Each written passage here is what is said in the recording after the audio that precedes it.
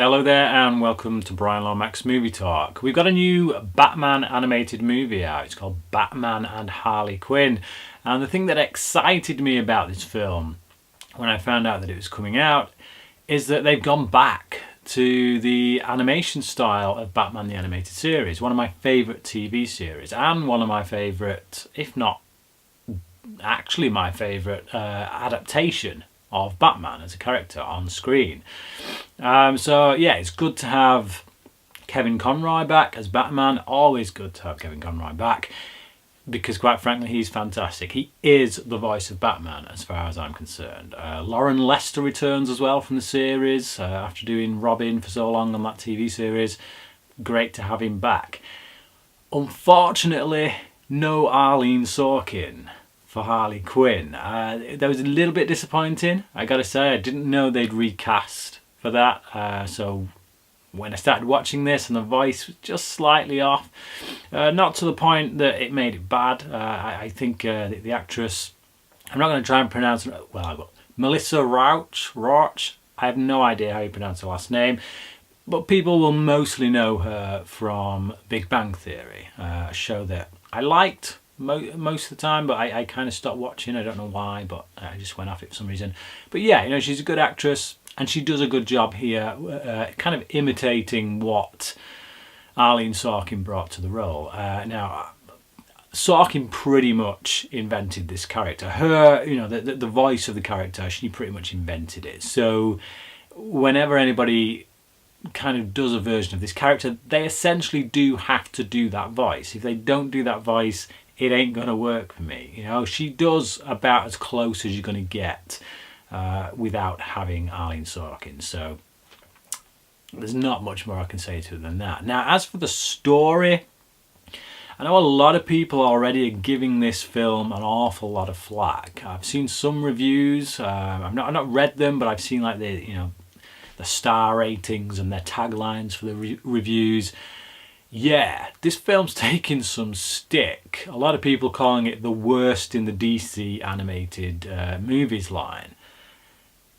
I loved it. I thought it was great. As a Batman fan, as a fan of the animated series, as a fan of what Bruce Timm and Paul Dini do with these characters. I mean, this is mostly Bruce Timm, to be honest, with this film.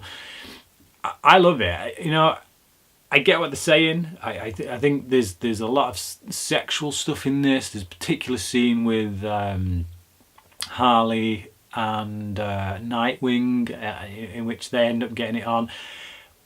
But I laughed, I gotta say. I was entertained by the scene because, like, you go to The Killing Joke, the version of The Killing Joke that they did, and then they put a scene in that between Batman and Batgirl, and it did not work at all. The serious tone, the way they were, yeah, not at all. Here it works, and the reason it works is because they're playing it for laughs. This whole episode, this whole film, I should say, is like a comedy. It's like a comedy episode. It's like the comedy episodes we used to get with Harley Quinn in them. You know, anyone who takes this far too seriously needs to take a chill pill, because yeah, I loved it. I thought it was great, very entertaining, and it's kind of what I expect to get when we have a film with Harley Quinn in, without the Joker. Now, it's not perfect, don't get me wrong. Some of that sexual stuff, some of the innuendo stuff does go a little over the top in some cases. And the plot with Ivy and Woodrow, the Floronic Man, trying to kind of produce this gas which will turn everything in the world to plant life.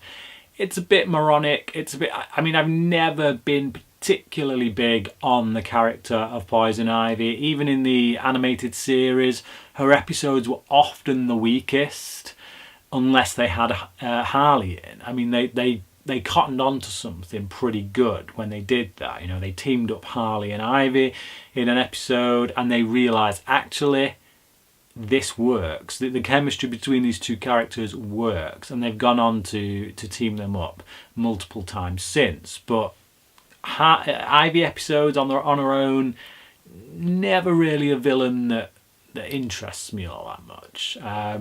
Floronic Man, yeah, a bit silly, really, but it works for this film. Like I say, if they'd have tried to pass this off as just a serious storyline, a serious film, it had been too stupid for me, a bit too out there, a bit too sci-fi. But because they're playing it for laughs, they're playing it for sheer entertainment value, I loved it. One particular scene that I love is when they go into this bar for henchmen. And it's like something out of The Tick, the animated version of The Tick. And they literally go in, and you see all these henchmen from way back when in the animated series. And if you're a fan of the Batman animated series, to the point where you literally, you've seen the episodes so many times, you'll know these henchmen based on the character designs. There's a couple of Two-Face's goons in there. There's a clown from an obscure episode with the Joker in it. And just even little ones, little character designs where they don't even say anything, but you can tell, oh, that's that character from that particular episode. And Rhino, ventriloquist's henchman, he pops up in it, and that's one of my favourite episodes actually of the series was that first one with Rhino and ventriloquist. So yeah, I loved that scene. I thought it was hilarious, and yeah, just all round entertainment. I think if you go into this film wanting a really serious, Dark Knight Returns kind of storyline, then you're obviously setting yourself up for a fall. If you go in expecting Harley Quinn style zany comedy, then I think you're going to be quite entertained. I was entertained. I really like this film. Like I say, a bit stupid in parts, but that's kind of what you get. One with the Harley character and two with the Poison Ivy character. Yeah, I'm going to give it a 4 out of 5. Really liked it. But what about you? Have you seen Batman and Harley Quinn? And how do you think it ranks amongst other DC animated movies? Do you like it like I did, or like a lot of people, do you think it's the worst one out there? Yeah, comment below, let me know your thoughts, and until next time, cracking.